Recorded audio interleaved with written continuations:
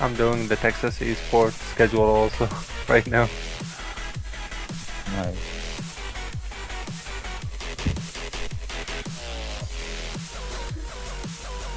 I'll get them mixed up now.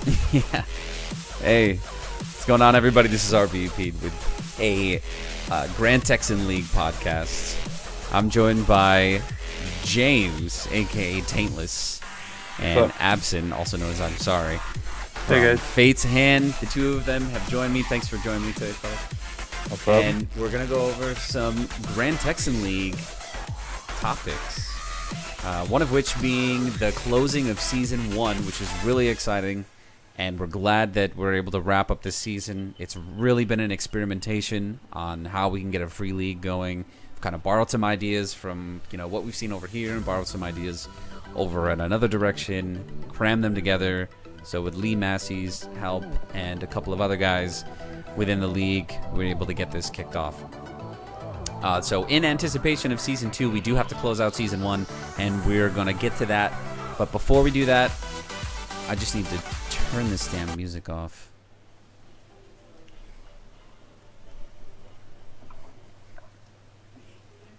Mr. James, let me just introduce these guys. James. What's up? Welcome to the podcast. Glad you could join me. Thank you.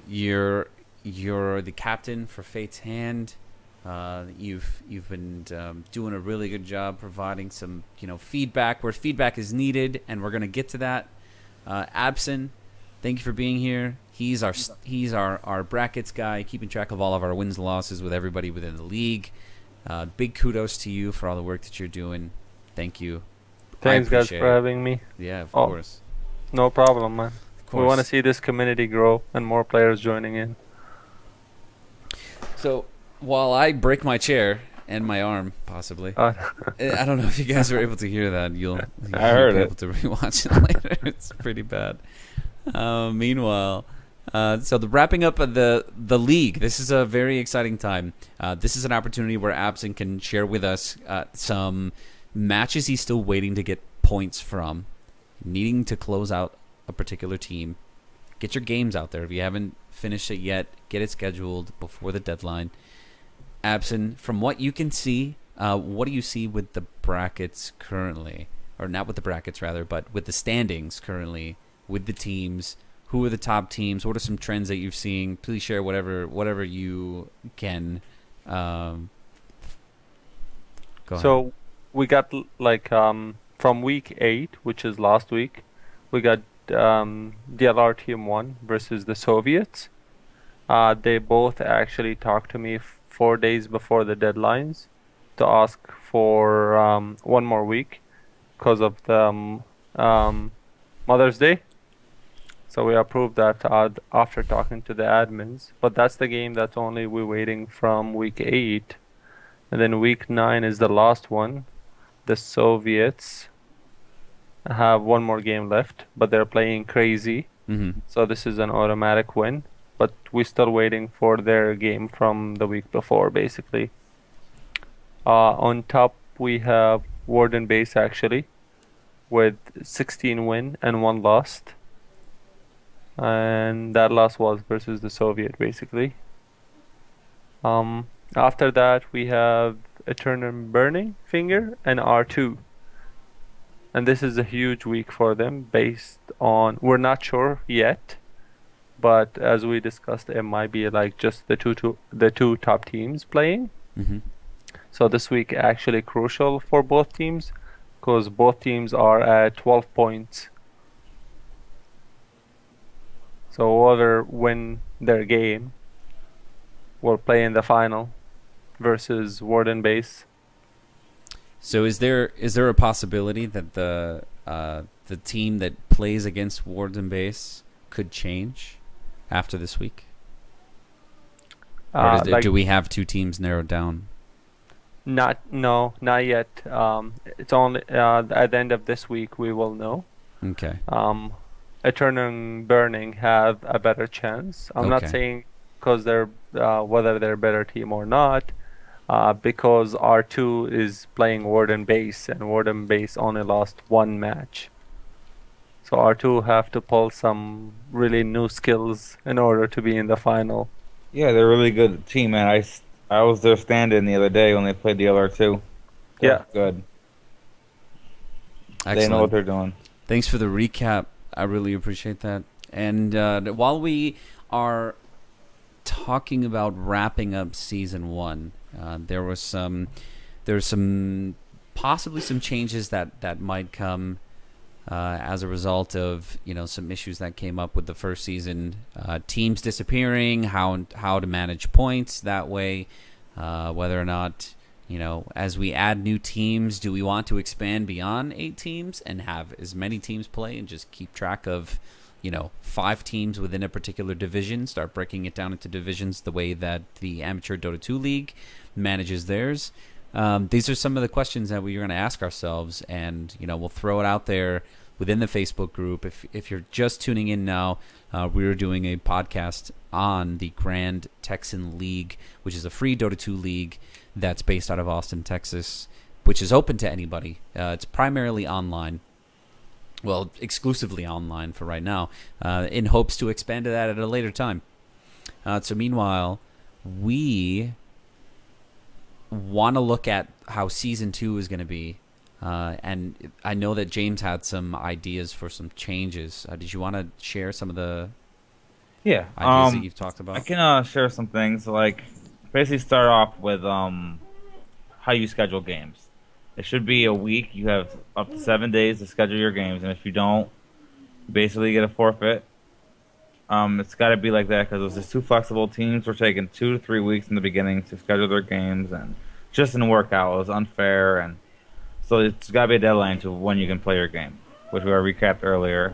And the way you set them up. Say if we get 12 teams, which I'm thinking that we're going to get because I've seen a couple that want to join.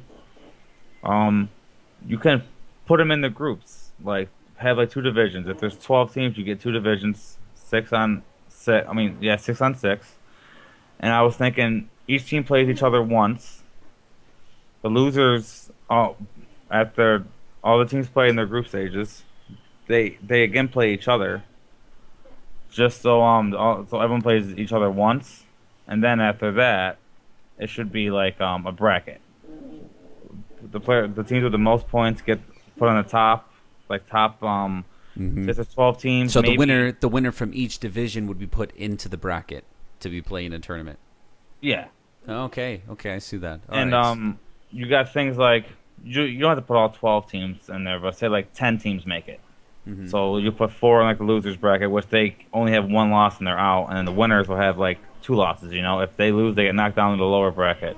Right. And you can do it from like 4 to 6 weeks for like the point system. You can have a couple teams play each other a week. If you want to do best of 2s, or you can do best of 1s. Depends on how you want to do it. But 4 to 6 weeks for that, and then you start the tournament after that, which will take about 4 weeks. So kind of balances out. And that's very similar to how 82L is running theirs, because they break it down into like 5 teams within a division. Those 5 teams play each other. It's just 4 weeks. They have to play every team in there at least once, and then they just tally up the points, and then they have a top team for the end of that 4-week period, or maybe that time duration could be longer than just 4 weeks. I'm not exactly sure, but that is a great way to be able to organize these smaller groups of players that are competing against one another to position them for an upcoming tournament. Yeah, and it also helps out with the playoffs. You get teams that didn't do so well in the point system for the first 4 weeks to help. They still have a chance in the tournament to win a couple games and proceed on. And it just makes it more interesting for all the players. I think it will make everyone more want to play more because they'll be like, oh man, this is cool. They can go in because Dota is all about brackets and playoffs and like winner loser brackets, and I just think it would work. I think it would fit great, and everyone would be happy about it. Yeah, that's excellent. All right, thanks for the feedback. Appreciate you, sir. And next up, we're going to switch over to YouTube. And we're going to pull up your highlights from a previous match that you guys had. Off the top of your head, you guys played against Techies. Were there any, can you recall any, like, You know what? I'll just wait until we get. I'll wait until we get to the video. Well, you want to share your share my screen? Yeah. I'm gonna go ahead and share my screen once I get this video ready to go. But meanwhile, so what I'm gonna do here is pull up their highlights from the previous game, and we're just gonna browse through that. If you want to watch along, you can just find me, Peter Perez, on YouTube. And please subscribe if you haven't already. And we're going to go with the Game 1. Game 1, Techies versus Fate's Hand.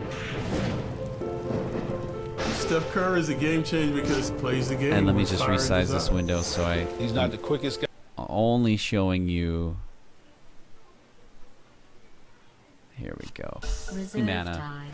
And getting burned down. Shadow Strike. Dealing out plenty of damage each second. Patton's going to be in trouble here if he sticks around. This could be... Alright, let me pause this.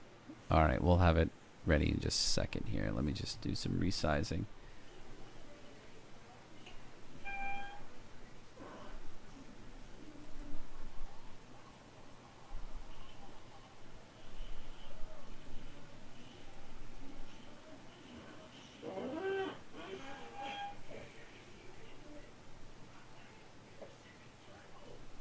There we go. Alright, I'm going to share my screen with you guys. I mean, you could pull it up too on YouTube if you wanted. But that's alright. I'd rather share my screen. Here we go. Well, it's easier because we can all look at it at the same time and discuss as the highlights are going by.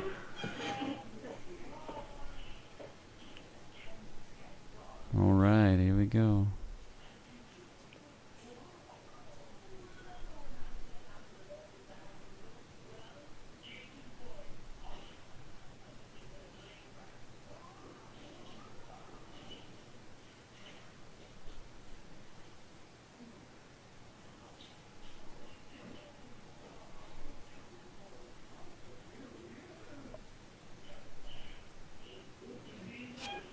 Mana. And getting burned down. Shadow Strike. Dealing out plenty of damage each second. Patton's going to be in trouble here if he sticks around. This could be first blood as Gibby looks like he's going to continue to right click even though the tower is going to start to put on him. First blood going to Gibby. Queen of Pain. Yeah, the thing with Game 1 is that I think our mid play, Gibby, when he was the Queen of Pain, she really shut down Naga really good. So that gave us a good start. And then top Earthshaker and did a great job up there. Well played bottom. Zoned out the carry. Bristleback out for another 20 seconds. Winterlade having to defend mid tower by himself. No rotations here yet. Dire's bottom tower has been destroyed. Is locking him up. Good night, go to sleep. I'm going to try to exit this using up the bottle charges to stay alive. Zip4 blinking into the high ground. They're not far behind Patton, and the Sonic Wave catching Winterlade as well. Patton down, Winterlade also. That's a nice double kill. Triple kill going to Queen of... Yeah, so Gibby really working that middle lane. I'm sorry, enjoying the space. Bottom. Yeah, he did a great job that game. Moving in to also join in on the fun. They've got no contest coming from Techies. And what, he had his Blink Dagger before 10 minutes.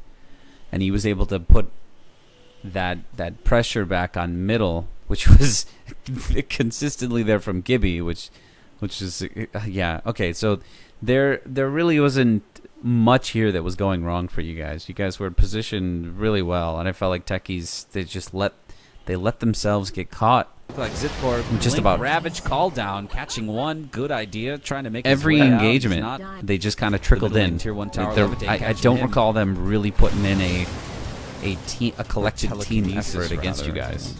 Well, we just picked really well that game. I think our lineup was really good for the first like 30 minutes. Just push and we can snowball pretty easily. Our team fight was amazing. We just got that lead and won all of our lanes, started the carries, and we ended up winning real early. Really wasn't much that they could do. And that Naga pick, I'm not sure how to say it, like, to be honest. To pick a Naga into a PA at the end is is not a good pick at all. And especially you know that a Queen of Pain going Naga mid. You're calling for First Blood. You're calling for like keeping Shadow on you all the time, blinking. Yeah, it's just Queen of Pain is not a good match for Naga mid. It's just you know what you're doing. You're gonna beat the Naga every time. Yeah. Unless she got good rotations, which wasn't there. So. And it was my first time picking, actually second time picking for the team. All right, this is game ground, 2. just outside the Ancients. Oh, don't turn that Wanted on. to catch Oblivion. First Blood going to Undying, bottom lane, double kill going For to all Zivcore. of you listening right now, we apologize to Team Techie The Decay for the catches behavior of 3. my team. Or James' Skywrath team. gonna go circle in behind the tower. Arcane Bolt. They wouldn't want to Good finish the idea. game. That's 1 down, 2 down on Winterlade, taking another What? Arcane Bolt. Incoming on the third Arcane Bolt. Zipcore maybe You guys in trouble. kept No, diving but that's them a on the triple towers. kill going to Gibby bottom lane. Not Oh, you. Catch it. Not you. Catch You were Warlock. with me top. As the slow effect was on him. Oh, if I Another was charge Undying, in I'd be diving towers bottom lane too. I against love the how these Juggernaut. random bugs show up in the highlights. Yeah, where double stun. Spear double breaker charge going icons. to Yeah, the double Tombstone out, charge the Decay icons catching above 2, them. Winterlade and Oh, Patton trying poor to make Patton. their way out. Looks like Winterlade is trapped. He's Zipcore just taking peaced some out. damage. He could have It stayed looked like there. eyes, Thunderstrikes. actually. Oh, He's but, unafraid. He's but the gonna charge tombstone. At Oh, the I think lane. both jeez. games we drafted really Themselves. well. The Well, they picks do that have we did decent heroes. fit us more than the last couple weeks for us has been tough. The pick's been rough. We just haven't been playing the way we should be. Our communication's lacking a lot. We got to work on that.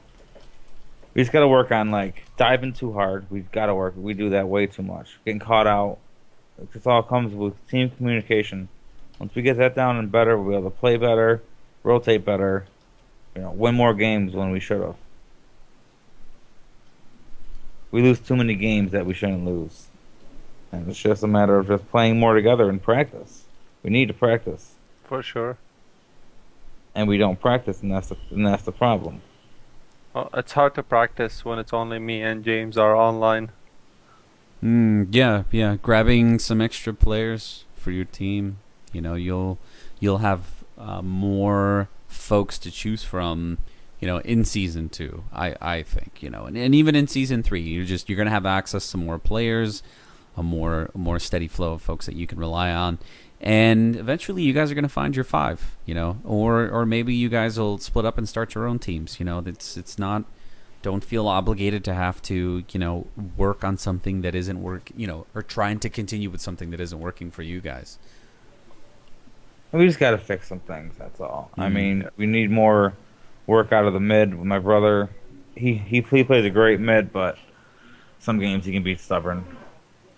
And not let me pick what I want to. But it's come out of a lot of things. It's mainly communication, and that's what we got to work on. And I don't know what's going on with Nathan. I don't know if he's making a team with his brothers. I'm not sure yet. But so far, I think all of us are staying, and we all play together a lot. We just got to practice more. Yeah.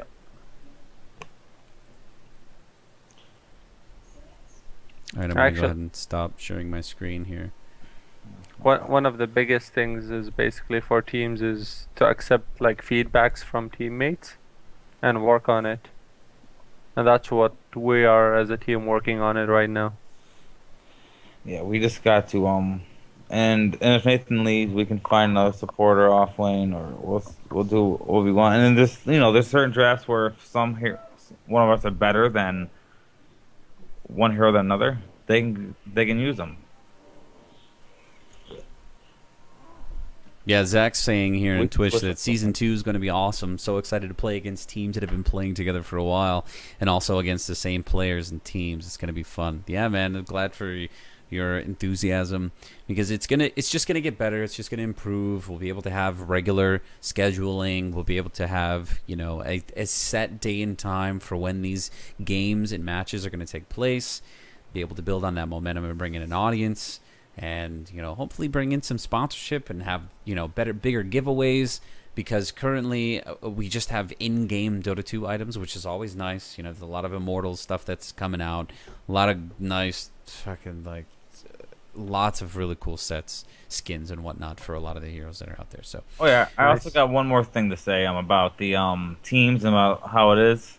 Yeah, go ahead. If a team wants to join, they got to have an open availability, especially at nights, because I've noticed most of the games happen after 8 o'clock, 9 o'clock. That's when the casters can cast and all that. So if a team comes in and they're going to play like certain hours, certain days, it's gonna be kind of rough, you know. Gotta have a little bit more availability to play. So I'm usually free after 9, and my whole team's usually free after 9, 10 every night. And there's some teams, especially a couple that dropped out, that just joined and just couldn't make to play 2 games, you know? Yep. Agreed. So yeah, Zach, if you can get Dropbox, and if you want to go over some of those matches, we can create a podcast, and we can go over some of the, go over the highlights of what your team did, and you guys can talk it out there within the podcast and just go over it.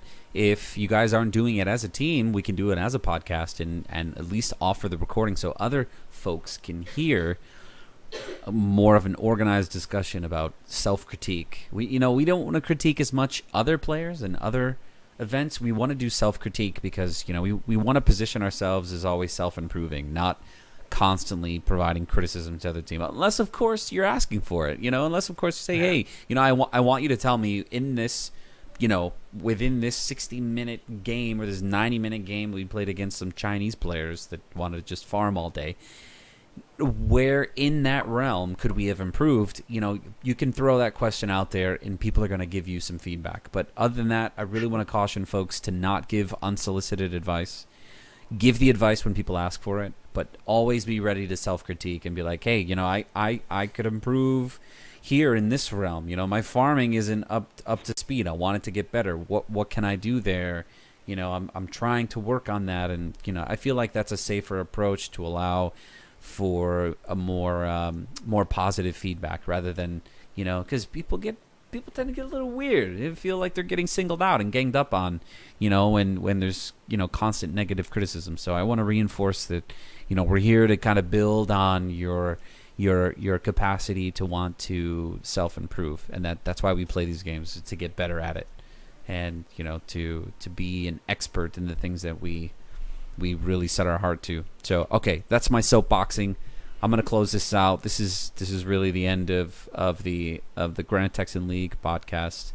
And I just want to say thanks to everybody who tuned in for right now. James, Absan, thanks for hanging out with me and going over the highlights with you guys. You got any closing thoughts? Just one more thing I was thinking is the days that we release the schedule, can we make it like a rule that teams have like 2 to 3 days to make their matches already scheduled? Because the issue we had it with Season 1 is people waiting for Sunday night. And then we had like even to forfeit the game, or we have to go back and forth between the teams. Are you guys going to play or not, or something like that? Mm-hmm. I think that would be good, and I think you should start the schedule on a Sunday, so people can start their full week then. Yeah, well, there's also the possibility that they finish the week early, and we can go ahead and post the new.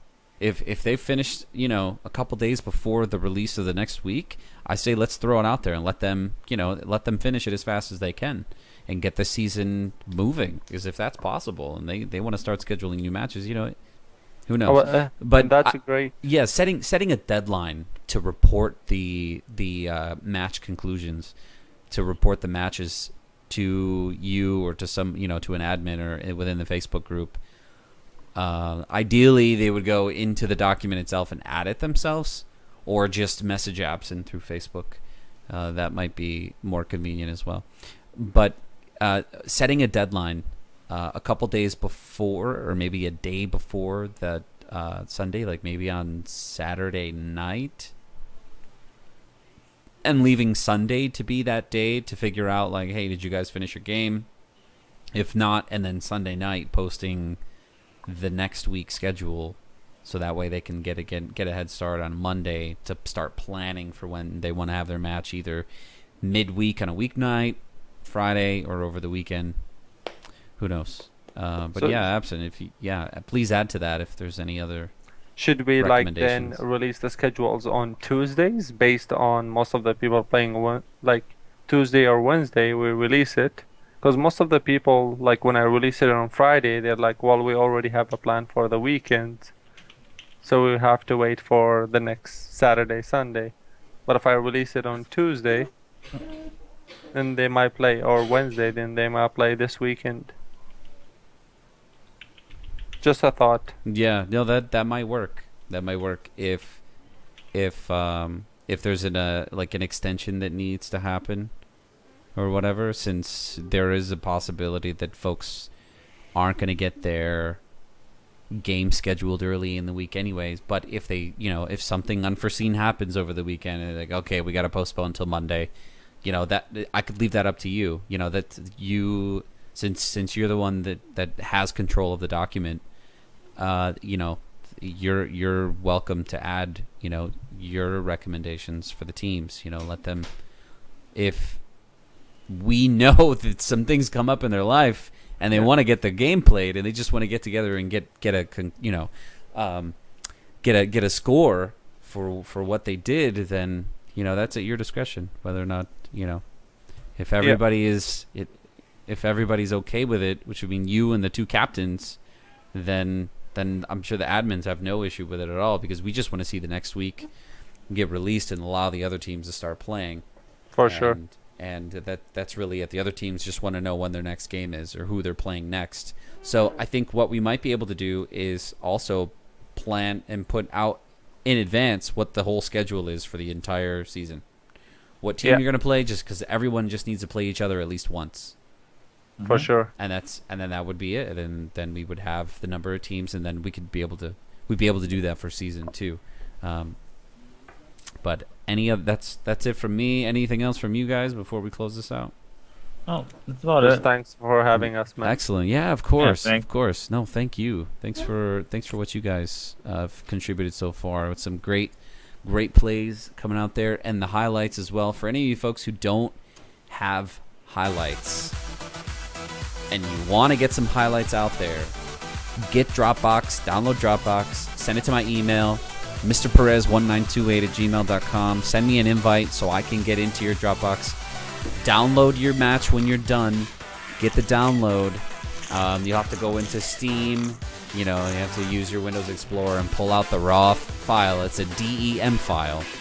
Bring it into me and send it into the Dropbox. And what I'll do is I'll record a highlight and get your highlight out there. Because if I'm not in the lobby when you play the match, unfortunately, I'm not going to be able to get that highlight. I can get if you send me the game, the match ID number, it's not going to work for me because I wasn't in the lobby, unfortunately. But Dropbox is another way we can get around that if you send me that raw file. So anyway, this is RB Pete. I've got a couple of guests with me from Fate's Hand. Absan, who's our great brackets guy who's keeping track of the schedule. Thanks again for everything that you're doing. James with Fate's Hand, he's also with me. Thanks, guys, again. And this is us signing off with our first, of course, man, with the Grand Texan League podcast, and we're gonna close it out. All right, have a good night, guys. Have a good night. Later.